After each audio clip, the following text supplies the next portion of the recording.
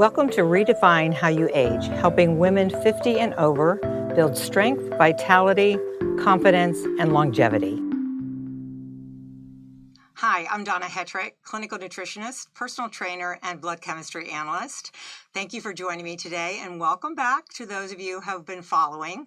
We are going to continue today with our protein series.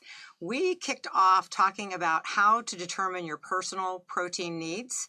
Then we revved it up and talked about the queen of amino acids, leucine, and how critical it is to get enough of that to trigger muscle protein synthesis.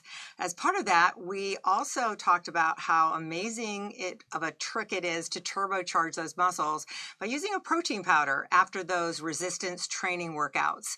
So that triggered a lot of questions from many of you in terms of what protein powder should I be using? How do I determine what a good one is? So today we're going to look at the factors that you should look at if you are selecting a protein powder, or maybe you need to reevaluate the one that you already have in your cupboard. We also want to look at what tools are being used to help you choose the best products. And the reason this is important is that because protein powders and protein bars are notorious for unnecessary ingredients. So what am I talking about? I'm talking about artificial sweeteners. I'm talking about artificial colors and hydrogenated oils. Those are oils that have trans fats. That's the same kind of fat that comes in food that comes through your car door window. You don't want it in your daily protein shake or bar. An area that's a little more of a gray area are the gums and thickeners. They are portrayed as being very low-key and not having an impact on your health. However, I have noticed over the years that many of my clients have a problem digesting some of these gums and thickeners. So if you have a product that contains 3 or 4 of these, you may have a problem with bloating, with feeling overly full after you drink your shake or eat your protein bar. So look for that, because carrageenan, guar gum, xanthan gum, cellulose gum, they're all used as thickening agents. You may not have an issue, but I've had people think that the protein powder was the issue, and it actually was the gums and the thickeners. You also want to look out for cheap fillers. They add a lot of calories and they don't add any nutritive value. And then there are the protein powders that have a proprietary blend, 28 grams, and they don't tell you what it is. So how do you know what the leucine content is? How do you know if you tolerate the protein powder that's in it? So you want specific information to give you better guidance in selecting a powder. None of these ingredients are contributing to your overall health, and they are definitely not contributing toward creating lean muscle. So we want to look at another concern too, along with these unnecessary ingredients, and that's heavy metals. This is something that started to be testing in the 2015, 2016 area, and a lot of independent studies are showing that many protein powders on the market have heavy or high levels of mercury, cadmium, lead, and arsenic. So how do you know? How do you determine? You do your homework. All right, you read your labels, you select companies that perform third-party testing, specifically heavy metal testing, companies like NSF International and NSF for Athletes, Consumer Lab, Clean Label Project, which is an organization that I love and have been following since they got off the ground in 2017. You want a company that's transparent about their quality control process. You want a certificate of analysis if you ask for it. And you want a company that has a strong reputation for quality and consistency. So what is third-party testing? Third-party testing is when a company actually takes a product and that they're not involved at all in the production or the sale of the product. And they're comparing what is inside the product with what's on the label. And they're wanting to make sure that it's safe for your consumption. Most times, if a company has gone through a third-party certification, they are going to put a stamp on their label. There will be a hologram. There will be a barcode that you can put your phone up to, and it'll take you to their website. If there's nothing on the label, there's nothing on the website, then there's a pretty good chance that it may not be third-party tested. So one of the things that we are looking for is Where are all these heavy metals coming from? I'm sure that's a big question that you have. They're coming from the soil. They're coming from where the plants are grown to make these protein powders. So it's not anything that is being put in. It comes from just, being in an area where the water and the soil is full of these heavy metals already, and they absorb it through the growing process. Unfortunately, federal regulations don't generally require supplement companies to prove that their products are safe, and there are no federal limits for the amount of heavy metals they can contain. So American consumers then are ending up buying protein powders that have high levels of heavy metals. And how we're finding this out is through companies like Clean Label Project and Consumer Reports, even before that, have let us know through their testing processes that there are some concerns. And some of the major takeaways that we have that we want to go over today is to give you a heads up, and so that you are an educated consumer, is that certified organic products are found to have 3 times more lead than those that are not organic. And that has to do with the fact that the plant-based materials that are in those products contain raw material that is accumulating heavy metals from the soils. Plant-based protein powders tend to have 5 times more cadmium. Chocolate protein powders, sorry guys, tend to have 110 times more cadmium. Now, on that note, I am seeing that a lot of the companies that are now finding out that chocolate protein powders are prone to have higher levels of cadmium, they are testing and they're finding chocolate products to put in their powders that reduces the amount of cadmium. So it appears that companies are responding to the concerns. So pea rice and other plant proteins are naturally accumulate heavy metals from the soil. So those are ones that go in those plant-based proteins. That's why they're a bit higher. Bottom line here is that if you tolerate whey-based, you're going to find a much easier to find a protein product that does not have high levels of heavy metals, and collagen powders also have much lower contaminant levels.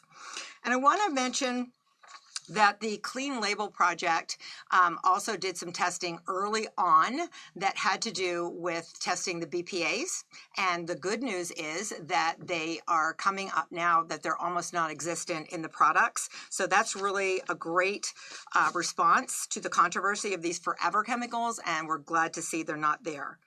All right, collagen peptides versus protein peptides. I wanted to talk about this with you because I realized as I was putting this material together for today that I had not made that discernment in my previous podcasts. And here's what I have happen. I will have a client come in for a nutrition session, and I will ask them if they're using a protein powder. They will indicate that they are, and when they tell me what they're using, it is not a protein powder, it is a collagen peptide. Now, collagen peptides are very important to us in our menopausal bodies. We need them, but I'm bringing up the distinction because a collagen peptide powder does not assist in encouraging muscle development and muscle growth like protein powders do. Collagen peptides support our general muscle health, our muscular skeletal system. So we're talking about your skin and its hydration, the elasticity of your skin, your joints, your tendons, your hair, and your nails. We need all of this. Very valuable to that muscular skeletal structure, but very low in leucine. So guess what? That means that it's not stimulating muscle protein synthesis. So if you are only using collagen peptides and not using a protein powder and not getting enough of those top tier food proteins that we discussed in previous episodes, you are not going to be able to have that muscle stimulation that you're looking for to change your body composition at this time of your life. So you want to combine collagen peptides with protein powders with top tier protein choices. Okay. So if you need a plant-based or prefer a plant-based protein, you don't have to be concerned. Don't panic. There are products out there that have gone through testing for you. And I want to take a look at some of the companies who are doing what the testing and the kinds of things that I'm recommending that you be on the lookout for. So here we are. We have a momentous whey protein isolate at the very top. It's vanilla. It's vanilla because chocolate tends to have more cadmium, but I was able to find a lot of chocolate options for you also. My absolute favorite on this list, hands down, is the Isopure Unflavored Whey Protein Isolate. You can put it in anything. You can put it in your coffee. You can put it in a salad dressing. You can put it in a protein shake. It just goes wherever, mixes in quite nicely, wherever you want to use it. So take a look at this list. These are a really nice, solid list of options for you. The only plant-based protein on here is Truvani, plant-based chocolate. They were reported to have low heavy metals by the Consumer Reports, who tested in 2015, 2016, and then did it again last year. And they came out doing a very good job for a plant-based protein.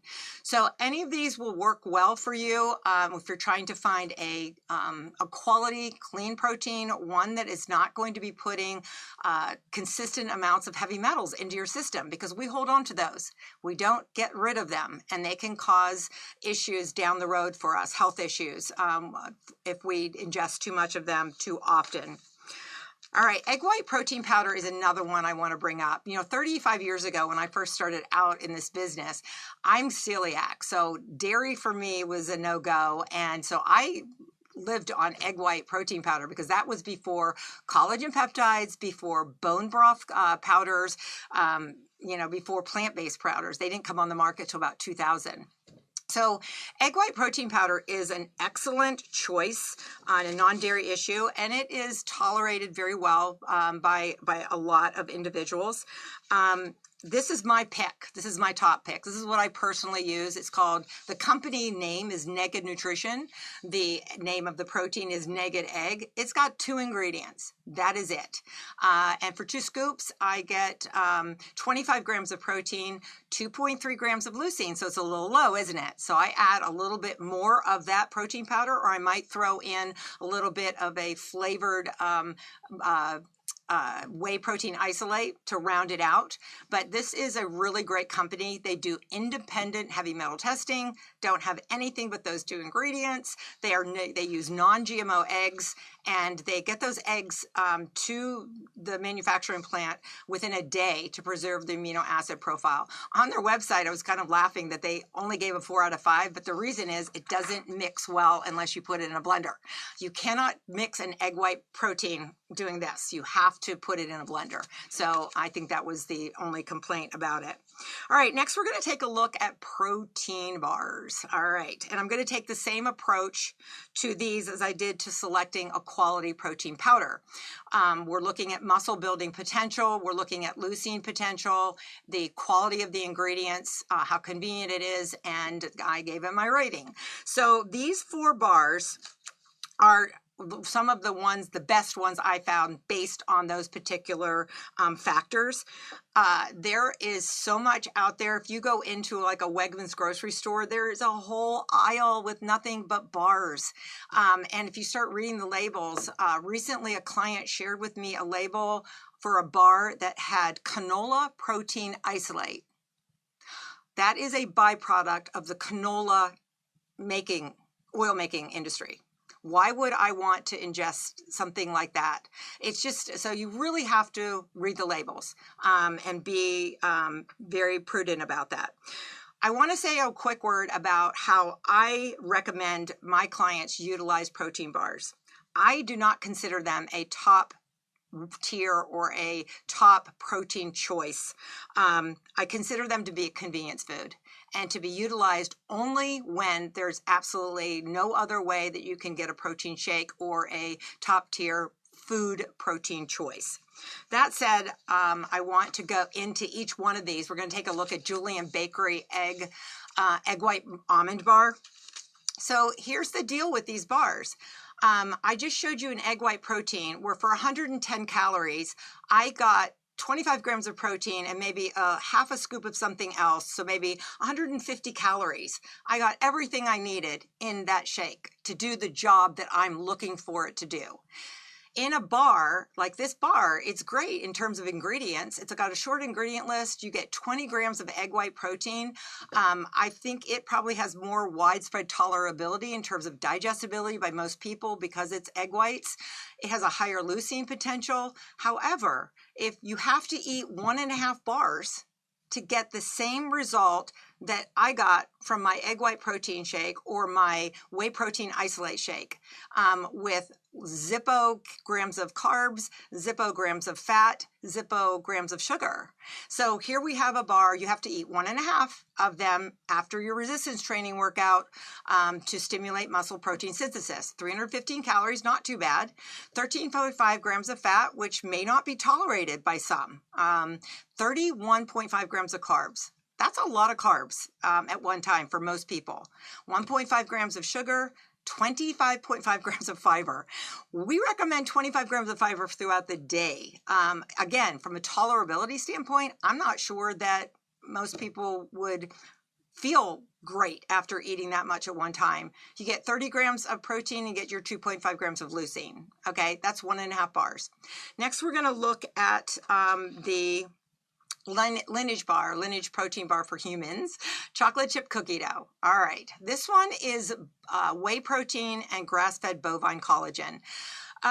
Great for some people, not great for others. So if you're not eating red meat or you don't tolerate red meat, you're not going to do well with the bovine collagen either.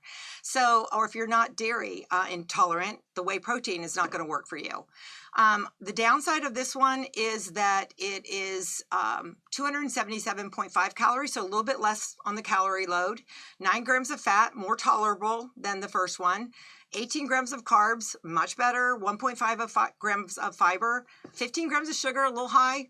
And you get your 13 grams of protein and your 2.5 grams of leucine. So personally, for my body, I do well with a whey protein. I do well with a bovine collagen. If I had to eat a protein bar after a workout instead of a shake, I would probably opt for this one. Okay. The next one is called Just Ingredients Protein Snack Bar. I really appreciate the fact that they put snack bar in the title because that's what this is, all right? It is a snack. It is not a meal. To make it a meal, if you look over in that third column, you need 3 bars. So you need, and that's going to give you 690 calories, 42 grams of fat, 72 grams of carbs, and 42 grams of sugar. You know, for that, I'm going to eat a donut. I'm kidding, but not. I mean, it's just, and this is where what happens with these bars. We think that we are making a good choice, and then we get frustrated when we are not able to change the body composition. We are not able to reduce the body fat. At the age that we're at, boy, it would take an amazing athlete running marathons weekly and riding bikes for 100 miles a day to burn off this kind of calorie load. It's just way too much for us. The last bar we're going to look at is called Perfect Bar. This one got a little bit of a lesser rating maybe because it has to be refrigerated. So it's not, you know, one that's going to travel well if it can't be refrigerated for long periods of time. It does have organic ingredients. It is a complete protein. There are no artificial sweeteners and there's minimal processing. But one bar gives you just 17 grams of protein and 19 grams of fat because there's nut butters in it, 27 grams of carbs, 19 grams of sugar, and 3 grams of fiber. So, you know, sorry guys, but I'm going to go back to my Isopure unflavored whey protein shake for 100 calories, 0 grams of carbs, 0 grams of sugar, 0 grams of fat, and 25 grams of protein, and 2.5 grams of leucine. So you see what I'm doing here, the comparisons I'm making. I think the bars are, if you need to use them, I gave you some options there, but for the most part, I would stick with the shakes and the food choices, the food sources. All right, so in my last promo, I mentioned that I would be talking about essential amino acid blends and about creatine. You know, I started getting into this and there is a tremendous amount of information and research and I didn't want to just glaze over it. So I'm going to do a whole episode on that in a future time, but we're not covering it now, but stay tuned. I will come back to that. I just wanted to make sure that I mentioned it. So I just want to, at this point, highly encourage you to get the most of your protein from food sources. And I want you to Look for a quality, clean protein using those guidelines that I gave you, making sure that you are kicking anything out with unnecessary ingredients, and you're asking yourself the question, is this bar or is this protein shake stimulating muscle protein synthesis? Because if it's not, why are you drinking it?